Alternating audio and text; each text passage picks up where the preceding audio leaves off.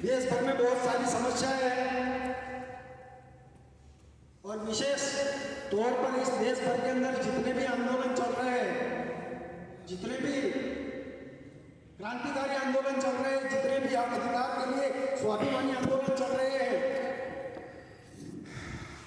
उनके सुरक्षा करने की जिम्मेदारी देश भर के मूल निवासी बहुजन समाज के अधिवक्ताओं की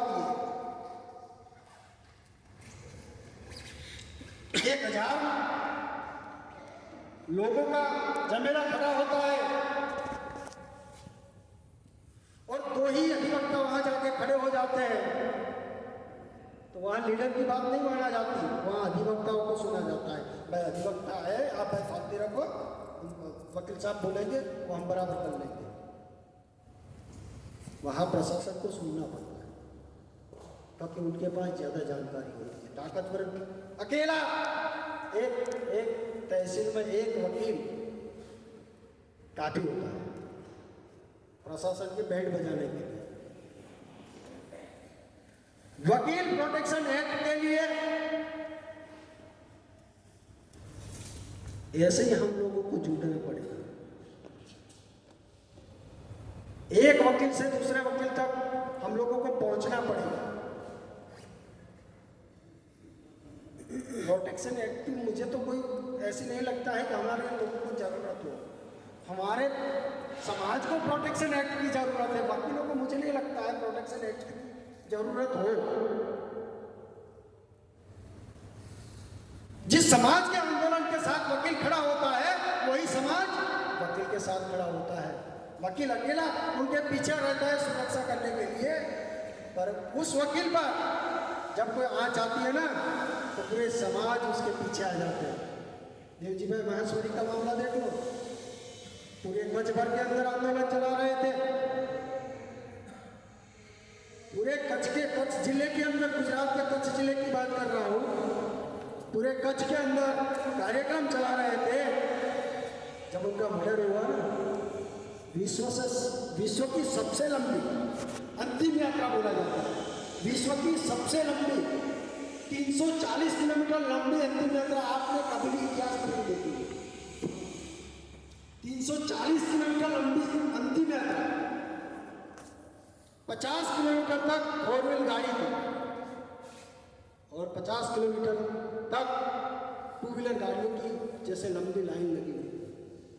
340 किलोमीटर लंबी अंतिम यात्रा। वहां धरना प्रदर्शन, लाश नहीं उठाने के लिए तकरीबन 5 लोग बैठे थे पुलिस थाने में। कुछ तो किया होगा ना देवजी भाई ने काम, समाज के लिए कुछ तो किया होगा। मैं ऐसे नहीं कहता कि आप लोग 7 दिन काम मत करो और पीछे समाज के पीछे लग जाओ। कम से कम समाज के लिए 1 घंटा निकालो हफ्ते में। समाज के लिए, समाज को सुरक्षित करने के लिए आप 1 घंटा निकालो। आपके पलवल के 100 साथी मित्र हैं तो 1 घंटे के लिए ऑनलाइन चर्चा कीजिए। समाज की सुरक्षा के लिए क्या करना चाहिए, समाज की सुरक्षा के लिए क्या करना चाहिए, और समाज आपकी सुरक्षा के लिए सब कुछ करेगा। हमारे गुजराती में कहावत है कि समाज है वो हाथी का पैर होता है, जब उठ भी जाता है तो जो उसको सांकल क्या बोलते हैं आप, वो सारा मिट्टी से निकाल के ले आता है और किसी पर पड़ भी जाए ना तो दबा भी देता है। तो समाज की सुरक्षा करने के लिए हम लोगों को संगठन बचाने के लिए, संविधान बचाने के लिए एक इंडियन लीगल प्रोफेशनल एसोसिएशन नाम का राष्ट्रीय स्तर का संगठन का निर्माण किया।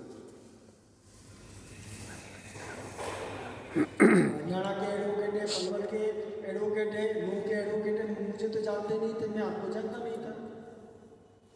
मुझे अवसर भी ILPA ने दिया यहाँ आने का। आप जान गए कि चलो भाई वकील साहब अहमदाबाद, सूरत में, गुजरात में क्या है क्या नहीं है, तो आप डायरेक्टली मेरा संपर्क करके बोलेंगे। नेहरा साहब से मैं आपका नंबर भी लूँगा, कभी ना कभी मुझे भी ज़रूरत पड़ जाए आपके हरियाणा में। देश भर के अंदर अपना आज हर राज्य के अंदर इंडियन लीगल प्रोफेशनल एसोसिएशन का राज्य अधिवेशन होने जा रहा है। कई राज्यों में पूर्ण भी हो गए हैं, कई राज्यों में बाकी भी है 30 तारीख तक। और अगली नवंबर महीने में हैदराबाद में राष्ट्रीय अधिवेशन अपने वकीलों का है। मैं चाहता हूं कि आपके पलवल से भी, आपके हरियाणा से तकरीबन 50 वकीलों का पार्टिसिपेट होना चाहिए। बिल्कुल होगा। 50 वकीलों का वहां एक दिन के अधिवेशन में पार्टिसिपेशन होता है। अब प्रतिनिधित्व करने के लिए आने वाले हैं, पूरे देश भर से अधिवक्ता आएंगे, सभी हाईकोर्ट से जो अपने समाज बिरादरी के रिटायर्ड जजेस हैं, रनिंग जजेस हैं, वो लोग भी वहाँ आएंगे। मूल रूप से अपनी समस्या प्रोटेक्शन एक्ट नहीं है, हमारी मूल रूप से समस्या हमारे समाज को बचाना है। समाज बचेगा, हम बचेंगे। समाज सुरक्षित, हम सुरक्षित। जब तक ताकत हम लोग निर्माण नहीं करेंगे, तब तक हम ताकतवर नहीं बन पाएंगे। जब तक ताकतवर नहीं बन पाते, तब तक हम सत्ता पर कब्जा नहीं कर पाते। और सत्ता पर कब्जा नहीं कर पाएंगे तो अधिकार हमें मांगना ही पड़ेगा। हमें मांगने वाला नहीं बनना है, देने वाले बनना है। तो क्या करना होगा? हम लोगों को, वकीलों को एकजुट के तौर पर हम लोगों को आना पड़ेगा, संगठन को मजबूत करना पड़ेगा। मैं भी वकालत करता हूँ, हफ्ते में 2 ही दिन टाइम निकाल पाता हूँ। सर भी करते होंगे वकालत, वो भी हफ्ते में 2-3 दिन टाइम निकाल पाते होंगे। मैं तो आपसे एक ही रिक्वेस्ट करता हूँ, आप 1 घंटे के लिए, हफ्ते में 1 घंटे के लिए टाइम निकालिए और इस संदर्भ में ये 5 सिद्धांत के बारे में जागरूक हो जाइए। आप जागरूक हो जाते हैं, अपने आप 24 घंटे में आप 1 घंटा निकालेंगे समाज के लिए। मैं ऐसा नहीं बोलता किसी का केस फ्री में लड़ दो, किसी का केस फ्री में लड़ने के लिए मैं नहीं कहता, पर समाज को स्वाभिमानी आंदोलन जो निर्माण होने जा रहा है, निर्माण हो चुका है, उनको प्रोटेक्ट कैसे करें, उनको सुरक्षित कैसे रखें और अपने दुश्मनों से अपने समाज को कैसे बचाएं। साथियों, ये सारी समस्या की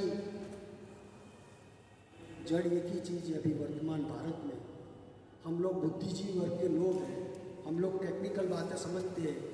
न्यायपालिका में हम लोग तर्क वितर्क के आधार पर, मेरिट के आधार पर हम लोग निर्णय लेते हैं, जजमेंट लेते हैं और जज हमें जजमेंट देता है।